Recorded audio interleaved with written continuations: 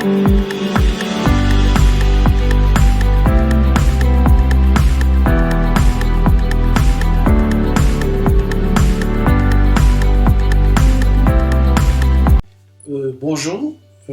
c'est avec un plaisir que je vous retrouve aujourd'hui dans le cadre de cette autre vidéo sur des petites choses qui peuvent faire une grande différence tant sur le plan personnel que sur le plan professionnel. Alors nous avons commencé il y a quelque temps à échanger sur les 7 habitudes de ceux qui réalisent tout ce qu'ils entreprennent de Stephen Covey. Nous avons décidé dans le cadre de cette vidéo de regrouper toutes ces 7 habitudes. Donc nous allons parler de toutes ces 7 habitudes. Alors, commençons par la première. Soyez proactif. Stephen Covey présente des personnes réactives comme étant des personnes qui généralement passent le temps à se plaindre des choses qui ne se passent pas bien, comme elles devraient se passer, de se plaindre de la situation économique, de la situation politique, de la situation sociale, se plaindre du climat, comment le climat est mauvais, se plaindre de comment les autres ne les aiment pas, se plaindre de comment tout autour d'elles, il y a des choses qui ne se passent pas bien. Parfois, les plaintes sont tout à fait légitimes. Mais Stephen Covey nous pose la question, est-ce des choses sur lesquelles nous avons une influence ? Se plaindre de la situation politique, des situations sociales, de l'environnement et autres, est-ce que ça va contribuer à faire changer les choses? Si oui, ça va contribuer à changer les choses, ça veut dire qu'on est sur la bonne voie, on peut continuer de se plaindre. Mais si au contraire, on se rend compte que les plaintes ne serviront à rien, il se pose donc la question, à quoi bon se plaindre? Alors, il considère, nous sommes dans une situation de réactivité, on réagit aux choses et on se focalise sur les choses sur lesquelles on n'a aucune influence, on n'a aucun pouvoir de décision, on n'a aucun pouvoir de contrôle. Alors, par opposition aux personnes réactives, nous avons donc des personnes proactives. Les personnes proactives, selon Stephen Covey, ce sont ces personnes qui réussissent à identifier leur cercle d'influence. Ils réussissent à identifier les choses sur lesquelles ils peuvent avoir une influence. Et ils concentrent leurs énergies, ils concentrent leurs ressources uniquement sur ces choses sur lesquelles ils ou elles ont un pouvoir d'influence, ils ont un pouvoir de changer.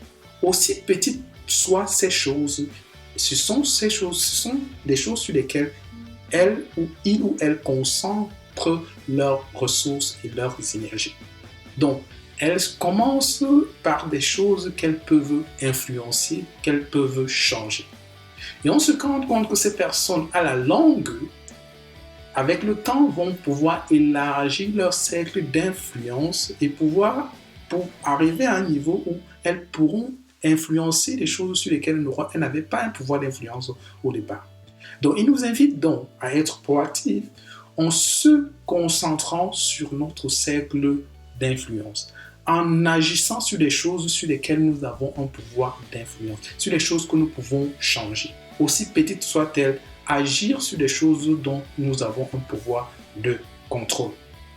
Et ce n'est qu'alors qu'on pourra à la longue élargir notre cercle d'influence et toucher par là des choses sur lesquelles nous n'avions pas un pouvoir d'influence au départ. Donc c'est ça pour Stephen Covey, être proactif. Se concentrer sur son cercle d'influence. La deuxième habitude, selon Stephen Covey, c'est savoir dès le départ où vous voulez aller. Il est important de se fixer des objectifs de vie, de savoir exactement qu'est-ce que nous voulons réaliser et de savoir exactement quel est l'héritage que nous voulons laisser. De savoir exactement comment est-ce que nous voudrions que les autres se souviennent de nous. Et commencer dès aujourd'hui à travailler pour atteindre cet objectif de vie. Commencer dès aujourd'hui à travailler pour être cette personne qu'on voudrait être demain. C'est ça ce que présente la deuxième habitude. C'est-à-dire pouvoir visualiser déjà notre futur, savoir exactement quel est notre objectif final Et ce n'est là alors qu'on a su notre destination, on sait exactement où est-ce qu'on veut aller, que facilement, il devient logique, alors il devient facile d'identifier ce que nous devons faire, donc c'est-à-dire la voie. Qu'est-ce que nous devons faire? Parce que si nous visualisons dans notre point d'objectif, et maintenant il devient plus évident de savoir quelle voie nous devons mener. Je prends un exemple. Avant de commencer les études, vous visualisez votre objectif de carrière. Qu'est-ce que vous voulez faire sur le plan professionnel? Ce n'est là qu'alors que vous avez décidé ou de ce que vous voulez faire sur le plan professionnel que vous fixez la carrière, que vous fixez le domaine d'études que vous devez faire. Parce que vous connaissez déjà que pour atteindre cet objectif de carrière, je dois suivre des études dans tel ou tel domaine. Et ce n'est qu'alors que vous choisissez en conséquence. Il nous invite donc, Stephen Covey, à travers cette habitude de toujours, avant de faire quoi que ce soit, de se poser la question, pour quel objectif est-ce que je le fais? Où est-ce que cela va me mener? Et si vous voyez que cela nous évite parfois à poser des actions qui n'ont aucun impact dans notre vie, à faire des choses pour lesquelles demain nous allons regretter, ou alors de faire des choses pour lesquelles nous allons toujours nous poser la question, pourquoi est-ce que je l'ai fait? Et à la fin, nous n'allons trouver aucune raison valable, ou alors aucune raison logique pour soutenir notre choix de faire ou ne pas faire telle chose. Donc il est important de toujours visualiser la fin et de pouvoir faire des choses qui nous permettent d'atteindre cet objectif de vie.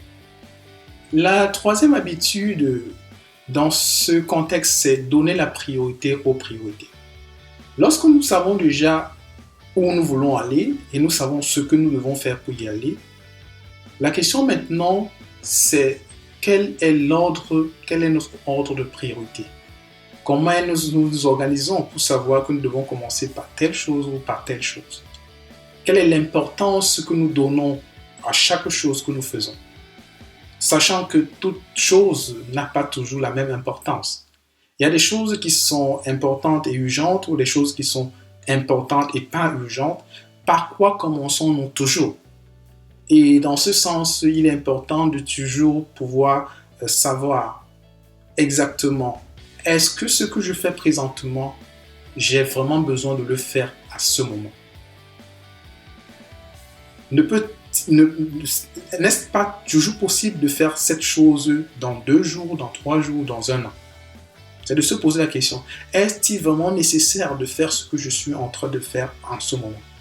Y a-t-il pas quelque chose de plus urgent à faire, de plus important, de plus urgent à faire?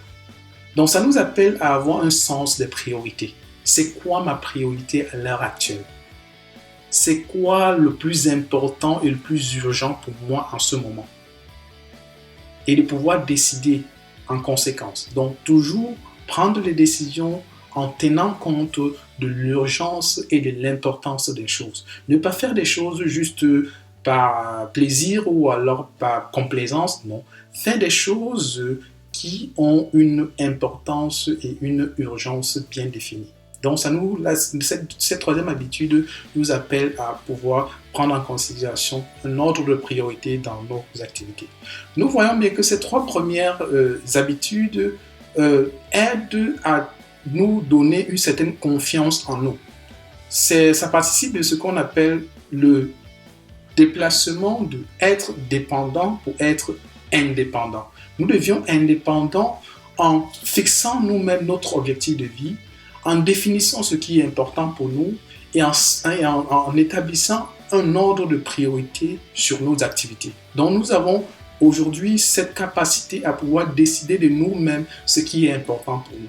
La 4e habitude présentée par Stephen Covey, c'est penser gagnant-gagnant.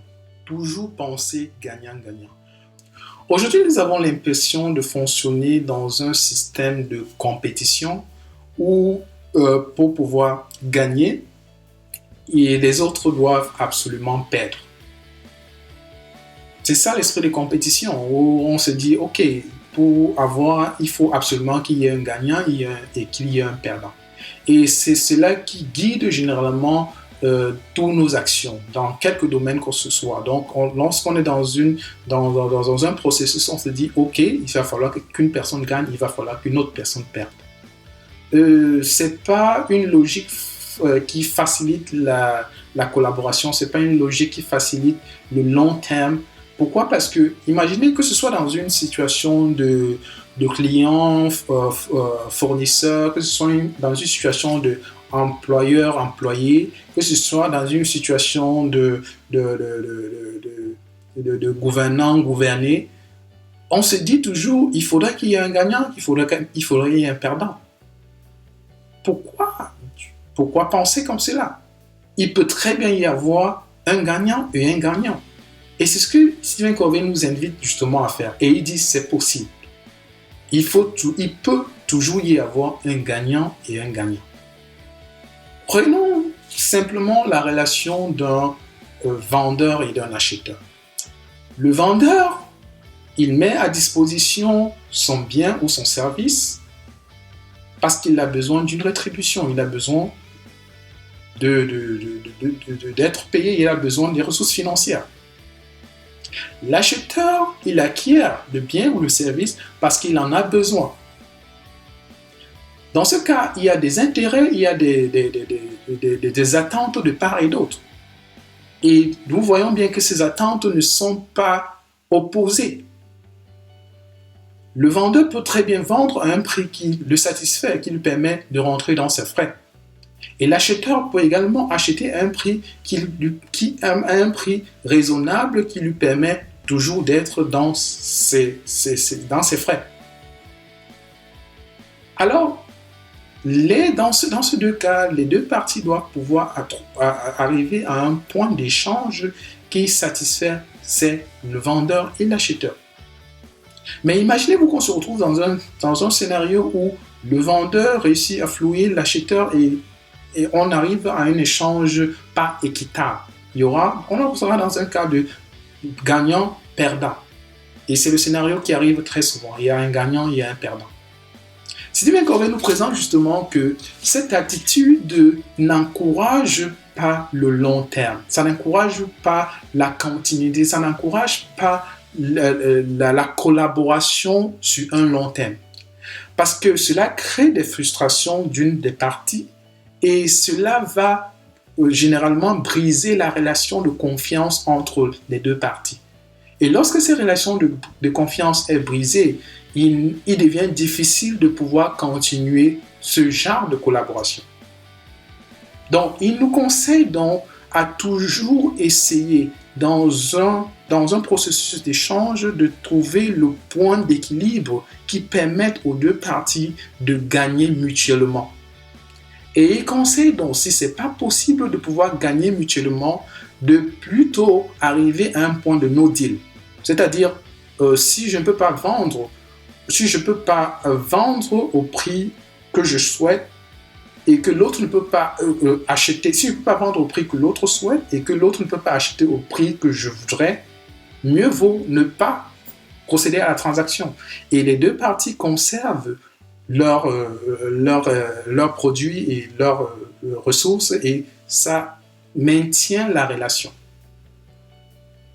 Donc, il est important de pouvoir toujours se mettre dans la position, nous pouvons gagner et l'autre partie également gagne. Être toujours dans l'esprit, oublier cet esprit de compétition, cet esprit de gagnant-perdant, avoir toujours en tête l'esprit de gagnant-gagnant.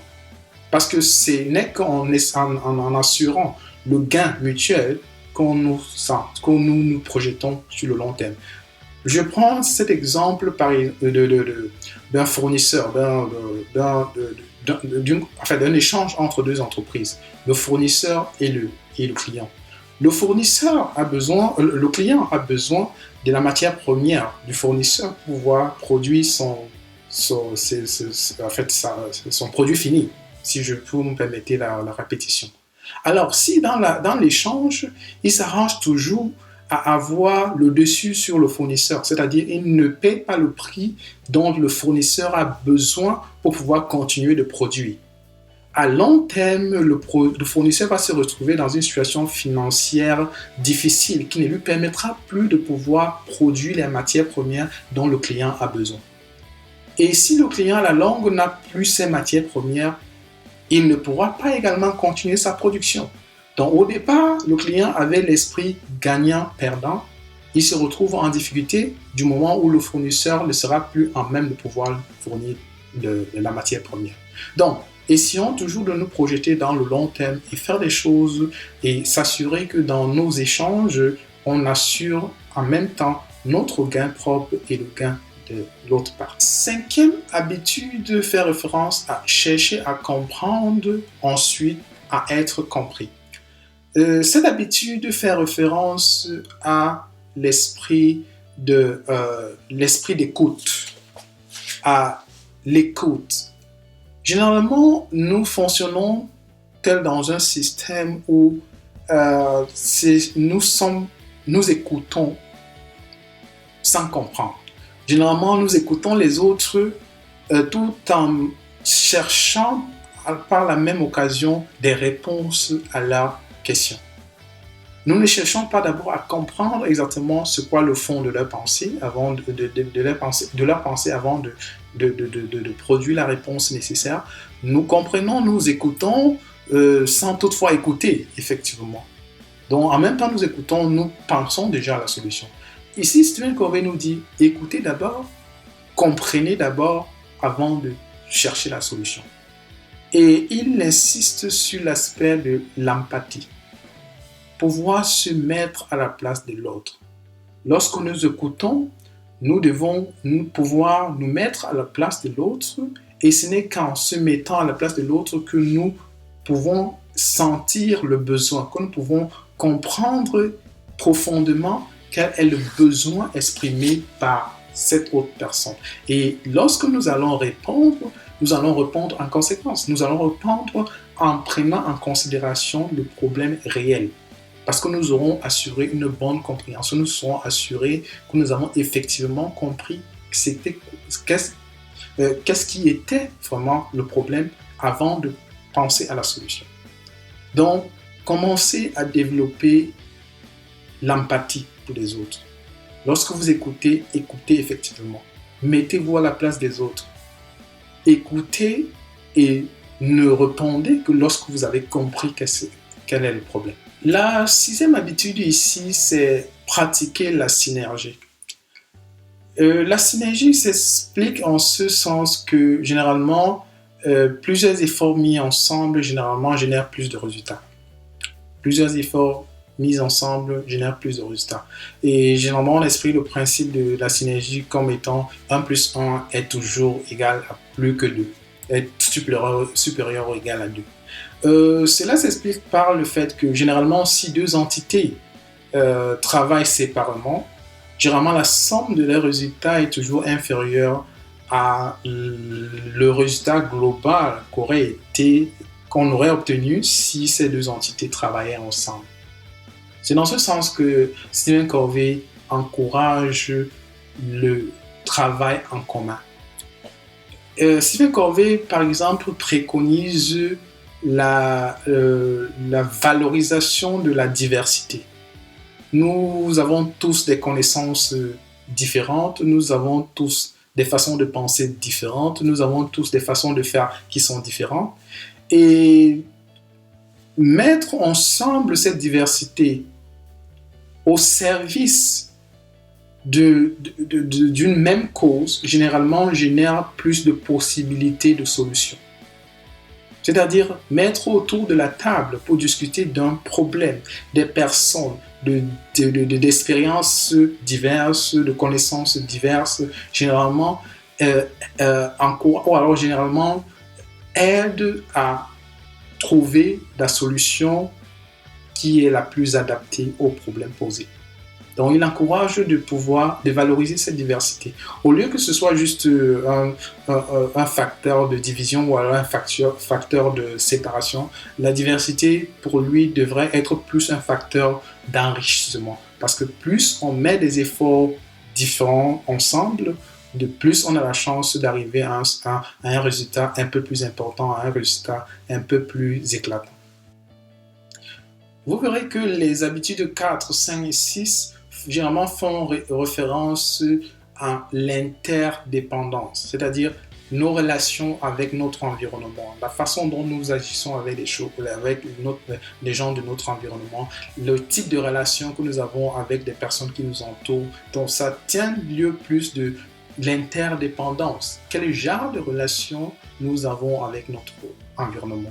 Quel genre de relation l'employeur a avec l'employé? Quel genre de relation le client a avec le fournisseur? Quel genre de relation les gouvernants ont avec les gouvernés? Quel genre de relation nous avons avec notre entourage, ceux qui nous entourent? La 7e habitude ici fait référence à aiguiser vos facultés.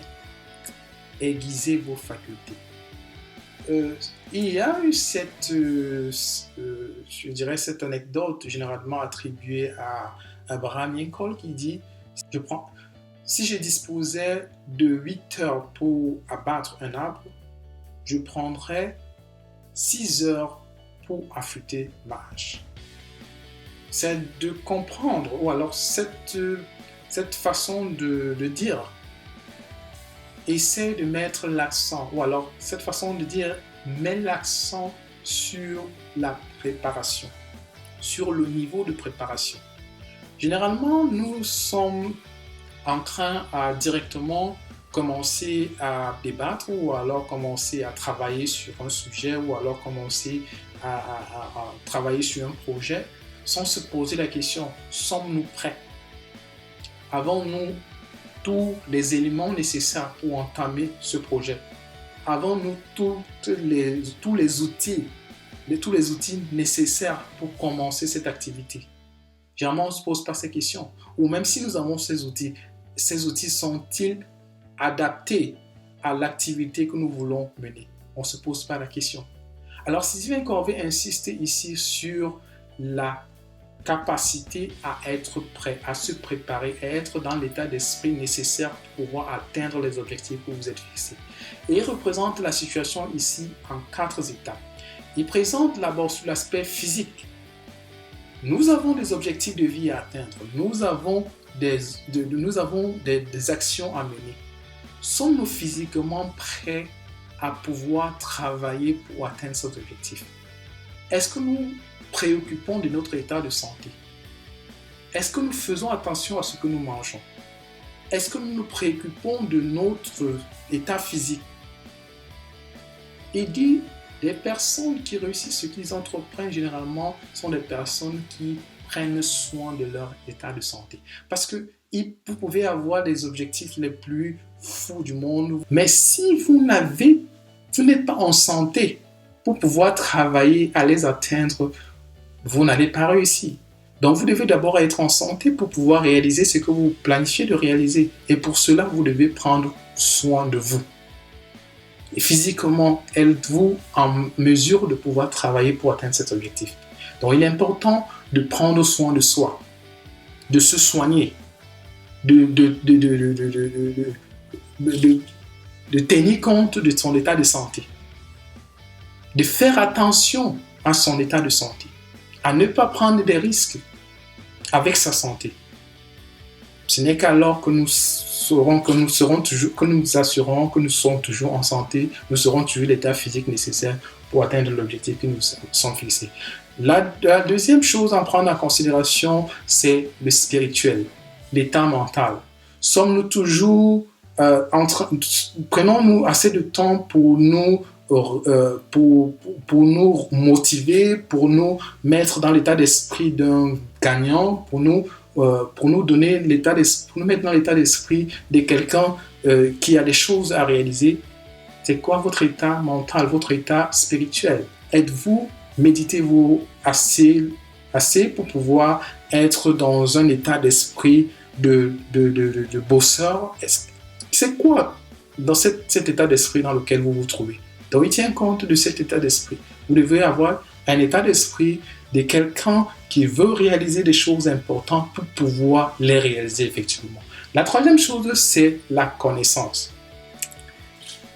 Sylvain Corvée dit, Des personnes qui réalisent ce qu'elles entreprennent ne cessent d'apprendre. Elles apprennent tous les jours. La connaissance n'a pas de limite. Tous les jours, elles sont sur le processus d'apprentissage. La connaissance n'est jamais finie. Donc, elles sont toujours en train d'apprendre de nouvelles choses, elles sont toujours en train de découvrir de nouvelles connaissances, de découvrir de nouveaux processus, de découvrir de nouvelles façons de faire, de découvrir de nouvelles approches, de gestion, de nouvelles approches de négociation. Donc, elles sont constamment en train d'apprendre. Si vous êtes le genre de personne assez OK, j'ai déjà tous les diplômes, j'ai déjà toutes les connaissances, oh, je cesse d'apprendre, vous n'êtes pas vraiment motivé, vous n'avez pas vraiment l'aptitude ou l'habitude requise pour pouvoir avancer. Parce que les choses évoluent et il faut évoluer également en termes de connaissances. Donc, le troisième élément dans aiguiser vos facultés, c'est l'apprentissage. Et la quatrième, donc, c'est l'aspect social. Comment est-ce que vous vous y prenez pour maintenir la relation autour de vous, pour maintenir la relation avec vos proches? Êtes-vous quelqu'un de sociable? Êtes-vous quelqu'un qui tient compte de son environnement ou alors qui tient compte de ceux qui sont autour de soi? Êtes-vous quelqu'un qui sait entretenir ses relations, qui sait entretenir ses relations d'affaires, qui sait entretenir si vous avez une relation d'employeur-employé, si vous êtes un employeur, savez-vous entretenir vos employés pour qu'ils s'en aillent? Donc, qu'est-ce que vous faites sur le plan social pour pouvoir garder cette relation-là? Parce que ceux qui sont autour de vous, généralement, ce sont ceux qui sont censés vous aider pour atteindre ces objectifs. Est-ce que vous vous assurez qu'ils sont toujours assez motivés pour pouvoir vous aider dans ce processus d'atteinte de vos objectifs? Donc, il y a également cet aspect dont vous devez tenir compte pour pouvoir assurer votre marche vers l'atteinte de vos objectifs fixés. Donc, voilà ainsi présenté les 7 habitudes de ceux qui réalisent tout ce qu'ils entreprennent de Stephen Covey.